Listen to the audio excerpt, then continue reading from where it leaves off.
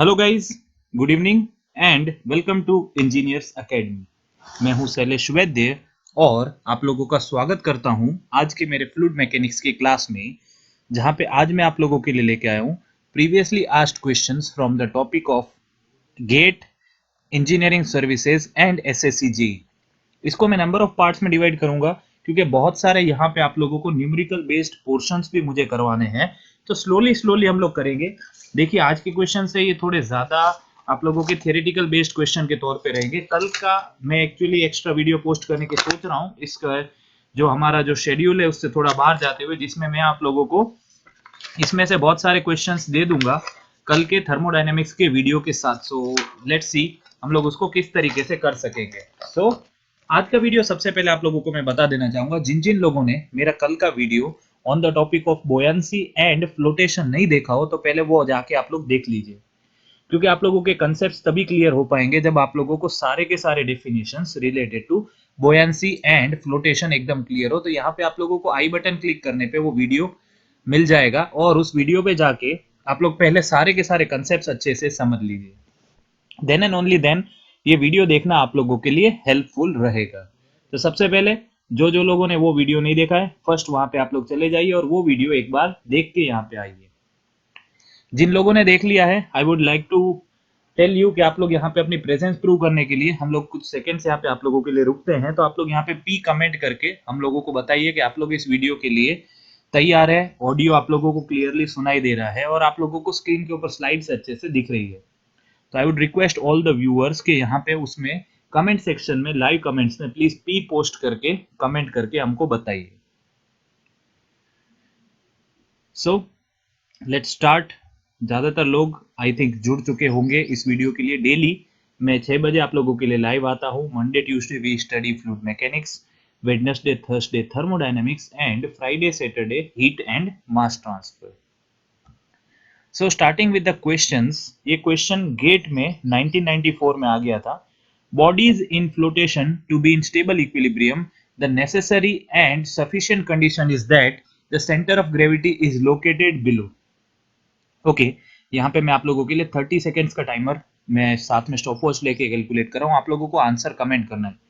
Gate 1994 का question है, क्या हो सकता है? आप लोगों को लग रहा होगा answer option number A meta centre, option number B centre of pressure, option number C centre of gravity and option number D बोयांसी।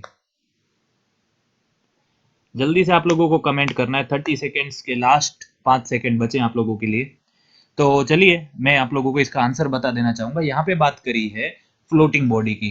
Floating body के लिए स्टेबल इक्विलिब्रियम, तो फ्लोटिंग बॉडी के लिए जो स्टेबल इक्विलिब्रियम होता है, यहाँ पे याद रखिए your Meta centre M should be above G. Metacentre जो होता है वो आप लोगों के लिए अबो जी होता है, तो उसको हम लोग बोलते हैं स्टेबल इक्विलिब्रियम। क्या बन जाता है वो आप लोगों का स्टेबल इक्विलिब्रियम। इसी तरह अगर m जो होगा, अगर वो बिलो g रहेगा तो वो आप लोगों के फ्लोटिंग बॉडी के लिए अनस्टेबल इक्विलिब्रियम बन जाएगा। And last m and g coincide करते हैं, तो आप लोगों को याद रखना है वहां पे वो बन जाएगा आप लोगों का न्यूट्रल इक्विलिब्रियम। तीनों के तीनों इक्विलिब्रियम कंडीशन बहुत इंपॉर्टेंट है आप लोगों के लिए। सबसे पहले remember, whenever your Meta centre is above the centre of gravity then the body is said to be in stable equilibrium. Whenever your meta center for the floating body is below g, then the body is said to be in unstable equilibrium. And whenever your meta center coincides with the center of gravity, then the body is said to be in neutral equilibrium. इसी तरह आप लोगों को मैं और एक case बता देना चाहूंगा फॉर द सबमर्ज्ड बॉडी। वहां पे आ जाता है बोयांसी, सेंटर ऑफ बोयांसी, जिसको हम लोग बी से डिनोट करते हैं। तो वो जब बी जो होता है, if it is above your centre of gravity G, तो हम लोग उस बॉडी को बोलते हैं that body will be, the submerged body will be in stable equilibrium. यहाँ पे मैं जैसे लिख दूं, this is the case for the floating bodies and this case goes for the submerged bodies. Second, what can be the for unstable? B जो होगा, B will be below the centre of gravity, तो वो बन जाएगा आप लोगों का unstable equilibrium. And the third case is B and G coincides, तो वो बन जाता है आप लोगों का न्यूट्रल इक्विलिब्रियम। तो यहां पे आप लोग देखें तो आप लोगों का आंसर हो जा रहा है option number A meta centre, that for the flotation For the bodies in flotation to be in stable equilibrium, the necessary sufficient condition is that the center of gravity should be located below your meta center. चलिए आगे बढ़ते हैं हमारे अगले question के ऊपर। यहाँ पे क्वेश्चन दिया हुआ है what is the buoyant force. ये क्वेश्चन इंडियन इंजीनियरिंग सर्विसेज 2008 में आ चुका है। 30 सेकेंड्स का टाइमर मैं आप लोगों के लिए स्टार्ट कर दे रहा हूं। यहाँ पे ऑप्शन नंबर ए मैं आप लोगों के लिए रीड कर देता हूं, तब तक 30 सेकेंड हो जाएंगे। Lateral force acting on a submerged body, resultant force acting on a submerged body, resultant force acting on a submerged body. यहाँ पे दो ऑप्शन रिपीट हो रहे हैं। And option number D resultant hydrostatic force on a body due to the fluid surrounding it. 10 seconds left. आप लोगों को comment करना है कौन सा ऑप्शन आप लोगों को सही लग रहा है। इसका आंसर मैं 30 सेकेंड्स हो गए आप लोगों को बता देना चाहूँ। जब भी याद रखिए व्हेनेवर योर बॉडी इज वोली और पार्शियली सबमर्ज्ड इन अ वोली और पार्शियली इमर्ज्ड या सबमर्ज्ड आप लोग बोल सकते हो इन अ बॉडी, तो वहां पे क्या होता है हाइड्रोस्टेटिक प्रेशर की वजह से वहां पे एक अपलिफ्ट फोर्स एक्ट करता है। फॉर एग्जांपल हम लोग ऐसा मान लेते हैं कि दिस इज अ वेसल और ये वेसल में इस लेवल तक हम लोगों ने पानी भरा हुआ है। Any liquid is filled above this level, up to this level you can say. जब भी मैं कोई भी body let's change the colour इसमें ऐसे डालने की कोशिश करता हूं, then always remember a lift is generated, a vertical upward force is generated. और ये किस वजह से जनरेट होता है? This is generated due to the vertical component of your hydrostatic pressure. Vertical component किसका होता है? आप लोगों का हाइड्रोस्टेटिक प्रेशर। हम लोगों ने बात करी हुई है vertical and horizontal component of your liquid. Static liquids में हम लोगों ने बात करी, तो ये जनरेट होता है अपवर्ड फोर्स किस वजह से जनरेट होता है? Due to the vertical component of your hydrostatic pressure. और ये जो फोर्स है बॉडी पे एक्सपीरियंस होता है जिसको हम लोग बोलते हैं buoyant force. The upward force on acting on to the body, इसको हम लोग बेसिकली बोलते हैं हमारा buoyant force.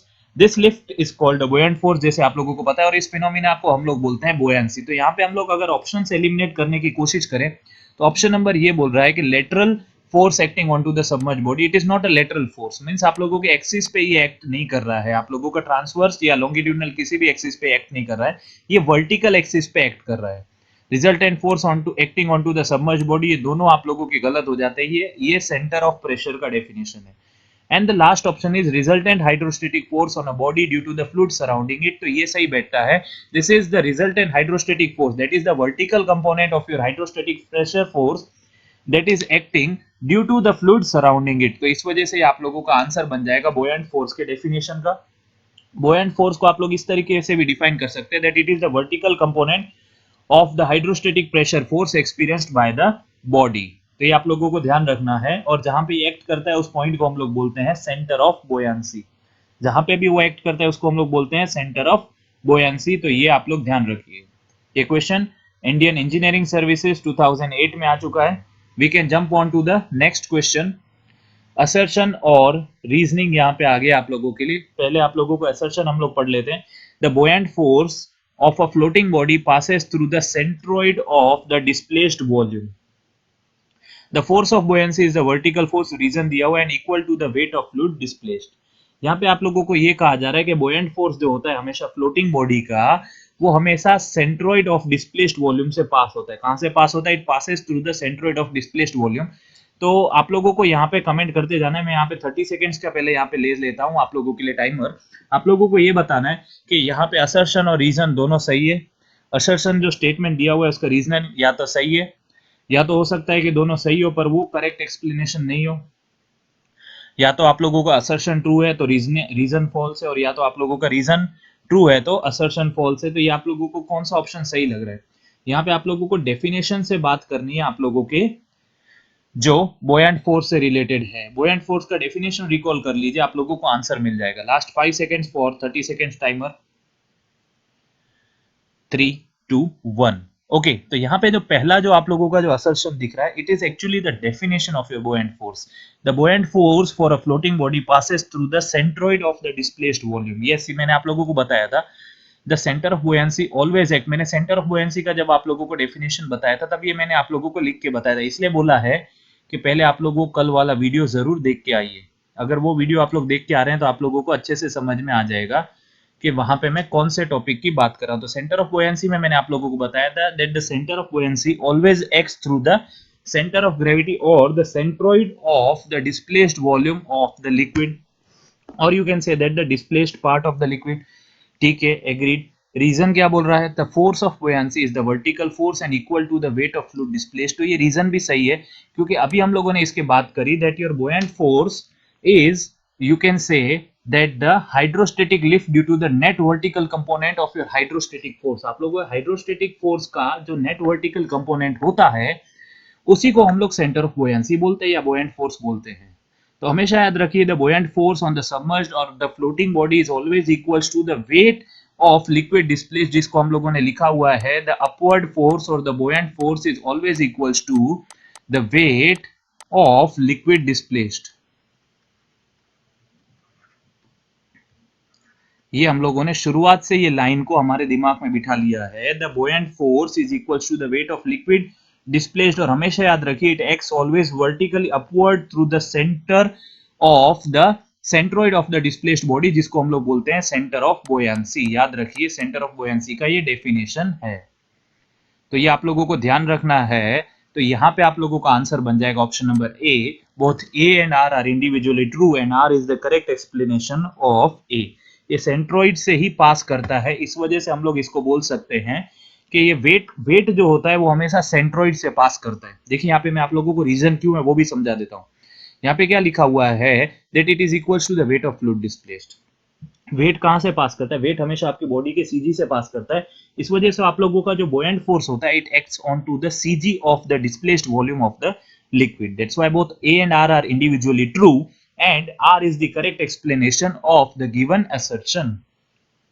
So a question Indian Engineering Services 2005 में आ चुका है. We can jump on to the next question. Which one of the following is the condition for stable equilibrium of the floating body? ये question आ चुका है Indian engineering services 2005 में ही आया था. यहाँ पे मैं आप लोगों के ऑप्शन रीड करता हूँ, तब आप लोगों का 30 सेकेंड टाइमर चालू हो जाता है. The meta center coincides with the center of gravity. Option number A. Option number B, meta center is below the center of gravity. Option number C, meta center is above the center of gravity. And option number D, the center of buoyancy is below the center of gravity. सबसे पहले तो आप लोगों का 30 second timer तो पूरा हो गया. आप लोगों को एक बात समझनी है, यहाँ पे बात करिए फ्लोटिंग बॉडी की. तो फ्लोटिंग बॉडी की बात करूंगा तो I will talk about the Meta centre and centre of gravity. तो ये बुoyancy वाला ऑप्शन तो निकल जाएगा. एक बात हमेशा बिठा लीजिए. और दूसरी बात, ये बात आप लोगों को समझनी है कि कोई भी केस हो हमेशा याद रखिए एम या बी किसी की भी बात कर रहे हो तो स्टेबल इक्विलिब्रियम में हमेशा वो अबो रहेगा, अनस्टेबल इक्विलिब्रियम में हमेशा बिलो रहेगा और न्यूट्रल इक्विलिब्रियम में हमेशा कोइंसाइड करेगा. तो ये केस मैंने आप लोगों को पहले जो क्वेश्चन था उसी में समझा दिया था that for a floating body when M is above G तो उसको हम लोग बोलते हैं stable equilibrium. When M is below G तो उसको हम लोग बोलते हैं unstable equilibrium. And when M and G coincide, then it is known as the neutral equilibrium for the floating body. तो यहाँ पे तो बात फ्लोटिंग बॉडी की थी. अगर फ्लोटिंग बॉडी की बात ना करें and we talk about the submerged body, then your center of buoyancy B is above G, तो वो होगा stable equilibrium. Your center of buoyancy B is below G, तो ये हो जाएगा unstable equilibrium. And when your B and G, the center of buoyancy and center of gravity coincide, तो ये बन जाएगा neutral equilibrium. ये तीनों केस है submerged body के. तो यहाँ पे बात करी गई है आप लोगों की फ्लोटिंग बॉडी के लिए. तो यहाँ पे आप लोगों को ऑप्शन अबो वाला होना चाहिए और मुझे अबो दिख रहा है ऑप्शन नंबर सी में that Meta centre is above the centre of gravity. तो ये बन जाता है आप लोगों का आंसर. IES 2005 का क्वेश्चन है. चलिए आगे बढ़ते हैं. The resultant pressure of liquid in case of immersed body aches through which one of the following. यहाँ पे क्वेश्चन थोड़ा हम लोगों ने आगे के टॉपिक्स जो करे थे उसमें से आ गया है कि आप लोगों का रिजल्टेंट प्रेशर कहाँ पे एक्ट करता है. तो आप लोगों को जल्दी से बताना है कमेंट करके. ये क्वेश्चन इंडियन इंजीनियरिंग सर्विसेज 2007 में आया था. Option number A centre of gravity, option number B centre of pressure, option number C meta centre and option number D centre of buoyancy. Where does your resultant pressure act through? Last 10 seconds जल्दी से बता सकते हैं आप लोगों को comment करके यहाँ पे बताना है where does your resultant pressure acts through. तो यहाँ पे जितने भी लोग सोच रहे हैं कि इसका आंसर सेंटर ऑफ प्रेशर होगा तो ही वो लोग सही है, because the resultant pressure always acts through your centre of pressure. ये आप लोगों को डेफिनेशन दी हुई है. इमर्स्ड बॉडी का जो रिजल्टेंट प्रेशर फोर्स जहां पे भी एक्ट कर रहा होगा तो उसको हम लोग बोलते हैं centre of pressure. Centre of gravity जहां पे आप लोगों का वेट पास होता है, Meta centre the centre through which the body oscillates, and centre of buoyancy is the center of gravity or the resultant of the displaced volume of the liquid। ये हम लोगों ने अभी डिफाइन किया that center of buoyancy is the centroid of the displaced volume of the liquid। तो ये आप लोगों का आंसर नहीं होगा और answer is option number B, centre of pressure. Submerged body लिखा हुआ होता, याद रखिए अगर इमर्स्ड की जगह यहां पे मैं वर्ड चेंज कर दूं, सबमर्ज्ड कर दूं, तो सबमर्ज जब आ जाएगा मतलब डूबी हुई है, डिस्प्लेस्ड है, तो वो बन जाएगा सेंटर ऑफ बुयांसी। तो ये वर्ड का आप लोगों को ध्यान रखना है। Next question, if a boat built with sheet metal on a wooden frame, एक बोट ऐसी बनाई हुई है जिसमें वुडन फ्रेम के ऊपर आप लोगों ने शीट मेटल लगा दिया, और and has an average density which is greater than that of water. तो मींस दोनों की मिलके जो डेंसिटी, एवरेज डेंसिटी बन रही है, it is greater than that of the water, then the body can float in water with a hollow face upward, but it will sink if it will sink once it overturns. Overturn होने के बाद वो डूब जाएगी। So reason is the buoyant force always acts in the upward direction. ठीक है, तो यहां पे आप लोगों को एक बात समझनी है, यहां पे ऐसा कुछ बोला गया है कि आप लोगों का जो बोट जो है, it is having hollow face upward. Hollow face मतलब ये जो शेप है ये ऊपर की तरफ है। तो यहाँ पे कुछ ऐसी लेयर बनाई गई है, वुड के ऊपर शीट मेटल की लेयर लगा दी है, एक रफ फिगर जैसा हम लोग ले लेते हैं। तो हमेशा याद रखिए, एक्चुअली हम लोगों को ये बेसिक बताया गया कि density is the reason for the floating and the sinking condition. That means if the density of body is greater than the density of liquid, तो वो बॉडी सिंक कर जाएगी, और density of body is less than the density of liquid, तो वो float करने लगेगी। ठीक है, ये एक कंडीशन है। बट जब हम लोग आर्किमिडीज प्रिंसिपल को डिटेल में समझते हैं, तो वहां पे हम लोगों को समझना पड़ता है the volume of the liquid displaced by the body. याद रखिए, the buoyant force is always equals to the weight of the fluid displaced by the body. हम लोग बुoyant फोर्स को किस तरीके से डिफाइन करते हैं? It's defined as the weight of fluid displaced by the body. तो यहाँ पे वेट ऑफ फ्लूइड डिस्प्लेस्ड की बात कर रहे हैं, तो हमेशा याद रखिए जब आप लोग कुछ ऐसा शेप बनाने की कोशिश करेंगे, जो शिप का जो शेप होगा, इस शेप की वजह से यहाँ पे देखिए जिसकी विड्थ बहुत ज्यादा होती है, तो विड्थ ज्यादा होने की वजह से सेंटर ऑफ ग्रेविटी डाउन जाता है। सेंटर ऑफ ग्रेविटी डाउन जाता है, मेटा सेंटर ऊपर जाता है। याद रखिए इस शेप की वजह से सेंटर ऑफ ग्रेविटी डाउन जाएगा, मेटा सेंटर ऊपर जाएगा, और इसी की वजह से it will displace a large volume of liquid. ये शेप की वजह से ये ज्यादा वॉल्यूम ऑफ लिक्विड को धक्का मारेगा, ज्यादा वॉल्यूम ऑफ लिक्विड को धक्का मारेगा, इस वजह से अच्छे से ये फ्लोट कर सकेगा। पर ये ओवरटर्न होने की वजह से इसका शेप कुछ ऐसा बन जाएगा, समझ लीजिए। तो ये इतना वॉल्यूम ऑफ लिक्विड को धक्का नहीं मार पाएगा, ये वॉल्यूम ऑफ लिक्विड को मिनिमम में मिनिमम धक्का मार पाएगा। Means the weight of the fluid displaced will decrease. इस वजह से क्या होगा, ये फ्लोट नहीं कर पाएगा, ये सिंक कर जाएगा। ये कॉनकेव और कॉन्वेक्स शेप का फंडामेंटल है। इस वजह से हमेशा याद रखिए, हम लोगों को याद रखिए कि बॉडी वो फ्लोट करेगी या डूब जाएगी, it is also dependent on to your Meta centre, on to your centre of buoyancy. तो इस वजह से आप लोगों को याद रखना है कि अगर आप लोग बॉडी ऐसी बना रहे हो जिसकी विड्थ ज्यादा है, उसकी एवरेज डेंसिटी से हम लोगों को कोई टेंशन लेने की जरूरत नहीं है। द बॉडी और the boat can float easily. तो ये आप लोगों का असर्शन तो सही है। रीजन की बात करें तो रीजन यहाँ पे होना चाहिए मेटा सेंटर ऑफ बुoyancy का। बुoyant फोर्स अपवर्ड डायरेक्शन में एक्ट करता है, ये तो सही है, but this is not the correct explanation of this statement. So you can say that both A and R are individually true, but R is not the correct explanation of given assertion। तो ये बन जाएगा Meta centre और बुoyancy से आप लोगों को पता चलता है कि बॉडी फ्लोट करेगी कि नहीं, पर वो यहाँ पे नहीं दिया हुआ है। तो ये क्वेश्चन इंडियन इंजीनियरिंग सर्विसेज 1999 में आ चुका है। You should mark this question as an important question. चलिए लेट्स मूव अहेड। ओके, ये आप लोगों को ट्राई करना जरूरी है। Which of the following statement is true? पहले आप लोगों को 30 सेकेंड्स का मैं टाइमर दे देता हूं, फिर will discuss every option from the given. ये इसमें से कौन सा ऑप्शन सही है? ठीक है, 10 सेकेंड्स आर ओवर। कमेंट करना है आप लोगों को, सारे आप लोगों को आंसर्स कमेंट करते जाने हैं। कमेंट कीजिए आंसर को प्लीज, मैक्सिमम कमेंट्स प्लीज। सो यहाँ पे आप लोगों को 30 सेकेंड टाइमर पूरा हो गया है। ओके तो यहाँ पे आप लोगों को समझना है ऑप्शन नंबर ए क्या बोल रहा है, फॉर एन आइडियल फ्लूइड। थोड़ा बहुत हम लोग टॉपिक से बाहर भी जा रहे हैं। फॉर एन आइडियल फ्लूइड हम लोगों को पता है, आइडियल फ्लूइड हम लोगों ने पढ़ लिया है। आइडियल फ्लूइड के लिए यहाँ पे दिया हुआ है mu is equals to zero. Mu is equals to zero मतलब आप लोगों की विस्कोसिटी जीरो होती है। यस ये सही है, because for an ideal fluid we consider ideal fluid as inviscid. ठीक है, ये तो सही है। सेकेंड कंडीशन क्या दी हुई है, rho is equals to constant. Yes because it is incompressible, और इनकम्प्रेसिबल फ्लूइड के लिए डेंसिटी कांस्टेंट होनी चाहिए। चलिए दो स्टेटमेंट तो करेक्ट है। ये बोल रहा है बल्क मॉड्यूलस उसका जीरो होता है, ऐसा हम लोगों ने पढ़ा है कुछ नहीं। The bulk modulus can not be zero. Ideal fluid के लिए कुछ ना कुछ बल्क मॉड्यूलस की वैल्यू होगी। वैसे भी कांस्टेंट्स होते हैं ना, वो जीरो नहीं हो सकते। Modulus of elasticity, bulk modulus, ये सब जो कांस्टेंट होते हैं this can not be zero. तो ये स्टेटमेंट पूरा का पूरा रॉन्ग हो जाता है। Although the definition of ideal fluid, it is inviscous, it is incompressible, तो ये कंडीशन प्रूव हो रही है, but k is equals to zero ये सही नहीं होता है। So this statement is wrong.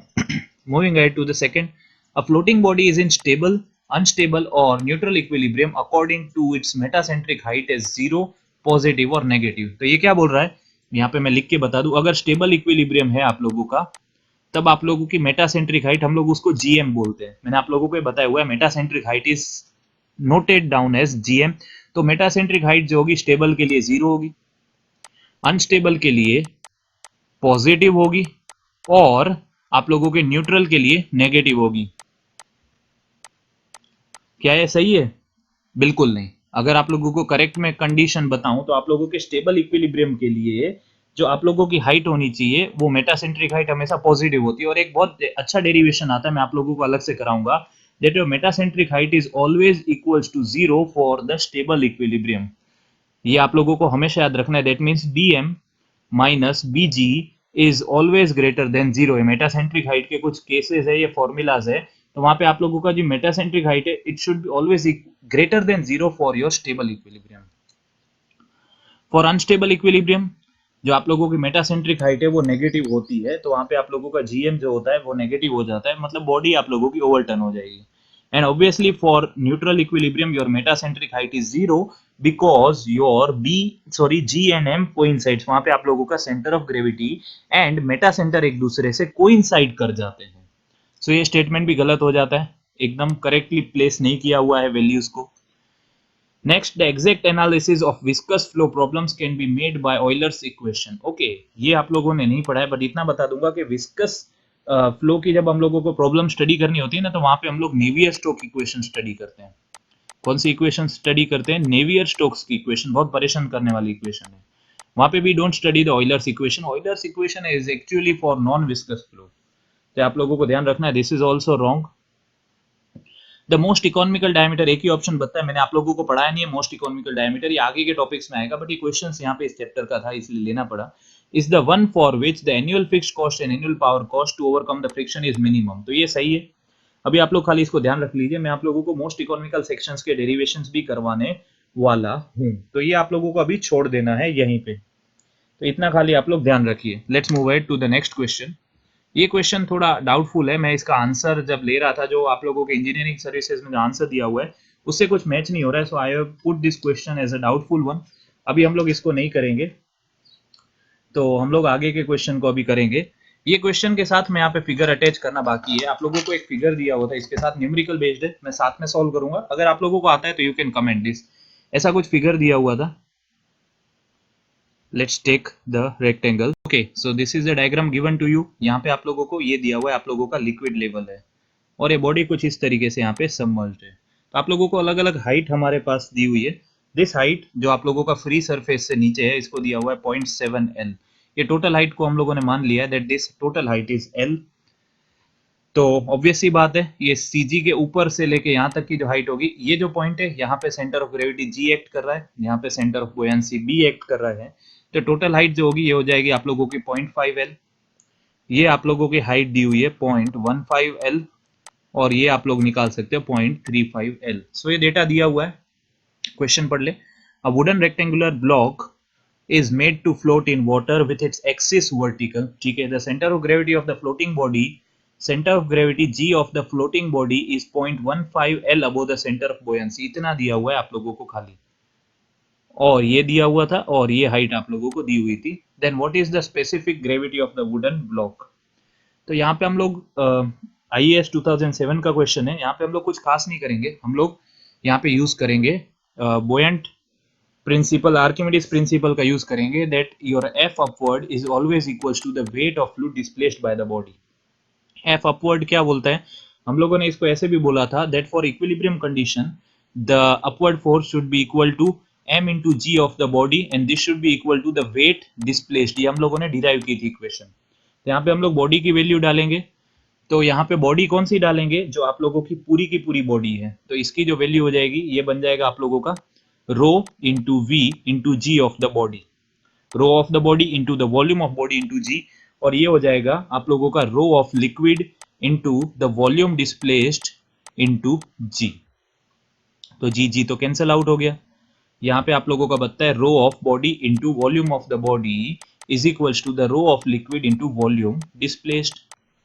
अब देखिए एक बेसिक सी मैथमेटिकल बात है कि हम लोग लिख सकते हैं volume is equals to area into length, लिख सकते हैं कि नहीं लिख सकते, just a minute. Volume is equals to area, volume of body को ऐसे लिख सकते हैं area of the body into total L, and volume displaced, displaced कितनी करी, area of the body into 0.7L, लिख सकते हैं कि नहीं लिख सकते, area of the body into 0.7L। तो वही वैल्यू मैं यहाँ पे पुट करूंगा that your rho of the body into ये हो जाएगा आप लोगों का area of the body into L is equals to the rho of liquid into, आप लोग लिख सकते हो area of the body into 0.7L।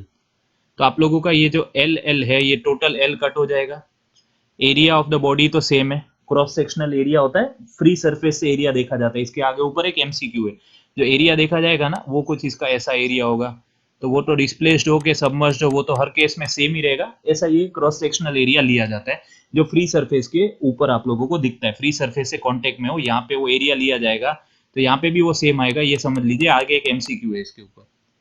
तो बचता क्या है आप लोगों के पास, मैं यहाँ पे एक लाइन बना के लिख देता हूँ दैट रो ऑफ योर, यहाँ पे बी आएगा, rho of the body is equals to 0.7 rho of liquid, मतलब रो ऑफ वाटर हम लोग बोल सकते हैं, हम लोगों को पूछा ही स्पेसिफिक ग्रेविटी क्या है, तो ये बन जाएगा rho of body upon rho of water is equals to 0.7।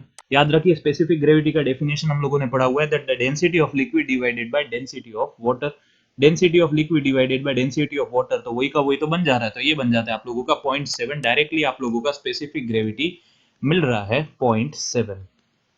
बहुत अच्छा क्वेश्चन है, इंजीनियरिंग सर्विसेज 2007 में ये आया था।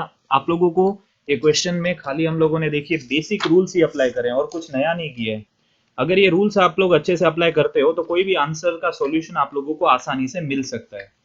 आप लोगों को ऐसे क्वेश्चन समझ में नहीं आते, अगर आप लोगों को कुछ डाउट मन में रह जाता है तो वहां पे आप लोग कमेंट कीजिए, मैं आप लोगों के लिए वापस से इसको समझाने की कोशिश पक्का करूंगा, क्योंकि डाउट सॉल्व करना आप लोगों का मेरे लिए इंपॉर्टेंट है। एंड आप लोगों को ये वीडियोस को लाइक जरूर करते रहना है, जिस वजह से हम लोग और वीडियो बनाने के लिए मोटिवेट होते रहें, तो ये आप लोगों को ध्यान रखना है। चलिए बात करते हैं हमारे अगले क्वेश्चन के ऊपर।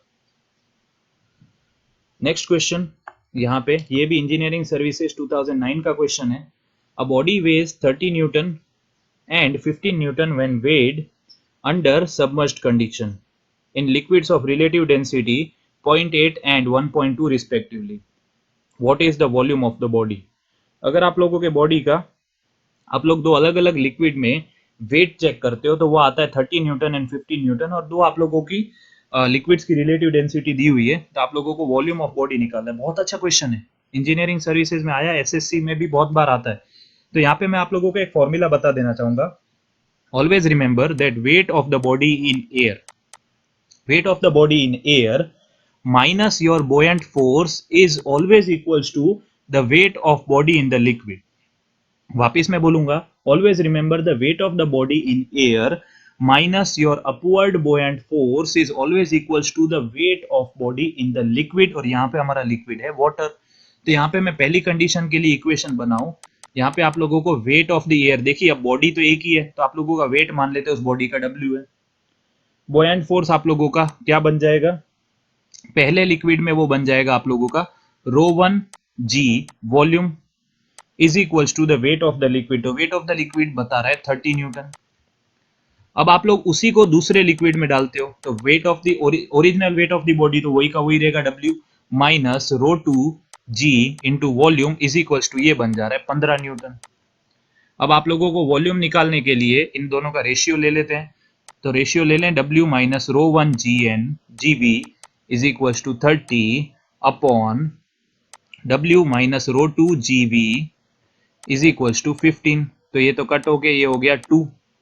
That means you can say that V minus, अब देखिए रो वन स्पेसिफिक ग्रेविटी है 0.8, तो बन जाएगा 800 into 9.8 V upon W minus ये हो जाएगा आप लोगों का 1200 into 9.8 V is equals to 2।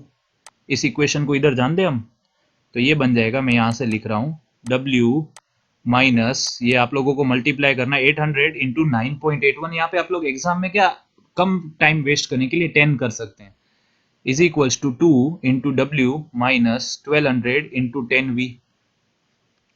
तो ये आप लोगों का बन सकता है इक्वेशन, नियरेस्ट आंसर मिल जाएगा W minus 8000V is equals to 2W minus ये हो जाएगा 12,000 इंटू 2 मतलब 24,000 V को एक तरफ ले लो, तो हो जाएगा W minus 2W is equals to minus 24,000 V minus minus plus 8,000 V। तो हो जाएगा minus W is equals to minus 16,000 V। तो ये हो जाएगा V is equals to approximately you can say 16,000, sorry W is equals to 16,000 V। ये nearest answer आ जाता है। अब इसको आप लोग कोई भी एक इक्वेशन में पुट कर दो, कौन सी इक्वेशन में, ये वाली या ये वाली, किसी भी एक में पुट कर दो। तो आप लोग जैसे पुट करते हो हम लोग इसमें ही पुट कर देते हैं पहली वाली में, तो ये हो जाएगा 16,000 minus 8,000 V is equals to हमारे पास है 30। तो ये हो जाएगा, आप लोग अगर ये देखें तो ये हो जाएगा 15,970 इज इक्वल्स टू 8,000 V। अब देखिए अप्रोक्सीमेटली जो इसका V का आंसर आ रहा है वो इसके 20 टाइम्स आ रहा है। कितना आ रहा है अप्रोक्सीमेटली आप लोगों का जो आ रहा है, डबल टाइम्स आ रहा है। आप लोग इसको जब करोगे, एक मिनट थोड़ी सी कुछ गलती हो गई है, 800 इंटू 9.81 यहाँ पे आप लोग 10 करोगे तो 8,000। तो ये जो आंसर है सामने 30, इधर माइनस में आएगा, ये प्लस में जाएगा 1590। तो आप लोग इसको जब डिवाइड करोगे 15970 अपॉन 8,000, तो ये कुछ 800 इंटू 20 से ज्यादा के बार आ रहा है। तो यहाँ पे जो आप लोगों का जो आंसर था एग्जाम में जो दिया हुआ था 3.82 दिया हुआ था, पर जब हम लोगों ने इसको सॉल्व किया ना तो ये आंसर आता है आप लोगों का कुछ अप्रोक्सीमेटली, आई एम सॉरी मेरे से एक छोटी सी गलती हो गई, यहाँ पे V लिखना भूल गया हूँ मैं। यहाँ पे जब ये लिखा जाएगा ना इक्वेशन, ये पूरा मैं रब कर देता हूँ थोड़ा, तो यहाँ पे V लिखना पड़ेगा। देखिए ये मैं रब कर दे रहा हूँ, देखिए W की वैल्यू जो है वो V के साथ है, तो ये V जब मैं लिखूंगा तो यहाँ पे भी मुझे V लिखना पड़ेगा, तो वो मैं लिख देता हूँ। तो हो जाएगा 16,000 V माइनस 8,000 V, तो हो जाएगा 8,000 V is equals to 30। So V is equals to हो जाएगा 30 अपॉन 8,000। तो ये जो आंसर कुछ अप्रोक्सीमेटली आ रहा था, ये आ रहा था कुछ आप लोगों का 8 4 जा 32 होता है, तो मतलब ये कुछ 3.75 के आसपास आ रहा था into 10 raise to the power minus 3 metre cube में। 75 के आसपास ही आप लोग बोल सकते हो। 30 को जब आप 8 से डिवाइड करते हो तो 3 पॉइंट आप लोगों का 75 आता है, हाँ 75 आता है। तो ये जो हम लोगों ने इसको फिर लीटर में कन्वर्ट किया तो ये 3.7 लीटर्स आया, और आप लोगों को यहाँ पे नियरेस्ट आंसर जो मैच हो रहा है वो ऑप्शन नंबर बी हो रहा है 3.82 लीटर्स। तो आप लोगों को ध्यान रखना है, इस तरीके के क्वेश्चंस बहुत इंपॉर्टेंट है, ऐसे आप लोग इसको सॉल्व कर सकते हैं। आगे बढ़ते हैं, next question. If B is the centre of buoyancy, G is the center of gravity and M is the meta center of the floating body, then the body will be in stable equilibrium। जल्दी से comment करके बताइए body stable equilibrium में कब होगी। Body stable equilibrium में कब होगी, तो मैंने आप लोगों को पहले ही बताया हुआ है, इंजीनियरिंग सर्विसेज 94 और 2007 में आया है। जब आप लोगों का M अबो G होगा, अबो का कंडीशन स्टेबल की, बिलो का कंडीशन अनस्टेबल की, और कोइंसाइड हो जाए तो न्यूट्रल की। तो आप लोगों को बहुत इजीली याद रखना है, बहुत बार पूछा जाता है। और अगर आप लोग एसएससी जेई की तैयारी कर रहे हो तो ये क्वेश्चन तो आना पक्का ही है। Next question, for floating body how is metacentric radius defined. चलिए जल्दी से आप लोगों को कमेंट करना चालू कर देना है, मेटासेंट्रिक रेडियस को किस तरीके से आप लोग डिफाइन करते हो। Option number A, distance between the centre of gravity and metacentre. Metacentre radius और मेटासेंट्रिक हाइट एक ही चीज है, कंफ्यूज मत होना। Option number B, second movement of area of plane of flotation about the centroidal axis perpendicular to the plane of rotation. Option number C, distance between the center of gravity and buoyancy. Option number D, moment of inertia of the body about its axis of rotation immersed volume. तो यहाँ पे आप लोगों को याद रखना है कि आप लोगों की मेटासेंट्रिक हाइट जो होती है, इसको हम लोग मैथमेटिकली कैसे लिखते हैं, हम लोग लिखते हैं gm, और ये जो डिस्टेंस होता है g और m के बीच में होता है, तो इसको मैच होता है option number A, the distance between the centre of gravity and the Meta centre. चलिए बात करते हैं नेक्स्ट क्वेश्चन की। The metacentric height of a passenger ship is kept lower than that of a naval और अ cargo ship. ऐसा क्यों कहा जाता है? मेटासेंट्रिक हाइट जो होती है उसकी हम लोग लोअर रखते हैं, वहां पे क्या होता है, उसका शेप इस तरीके से बनाते हैं कि विड्थ थोड़ी हम लोग कम करने की कोशिश करते हैं। तो ऐसा क्यों करते हैं हम लोग? तो आप लोगों को यहाँ पे ऑप्शन नंबर देखने हैं। यहाँ पे option number A, apparent weight will increase. Option number B, otherwise it will be in neutral equilibrium and it will decrease the frequency of rolling, otherwise it will sink and be totally immersed। तो इसका answer है option number सी, वहां पे हम लोगों को rolling tendency कम होनी चाहिए। मैं एक स्पेशल वीडियो आप लोगों को पोस्ट करूंगा मेटासेंट्रिक हाइट की वजह से होने वाले मोशन से रिलेटेड। तो हमेशा याद रखिए, जब मेटासेंट्रिक हाइट आप लोग कम करोगे तो आप लोगों की रोलिंग टेंडेंसी थोड़ी कम हो जाती है। तो ये बन जाएगा आप लोगों का answer. Next question, very important question, engineering services 1996 में आ चुका है।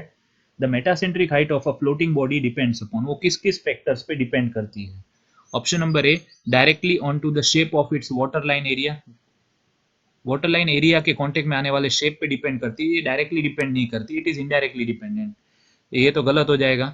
Metacentric height is dependent on the volume of fluid displaced by the body, ये सही है, क्योंकि वो बोयंसी पे डिपेंड करती है और बोयंसी डिपेंड करता है volume of liquid displaced by the body.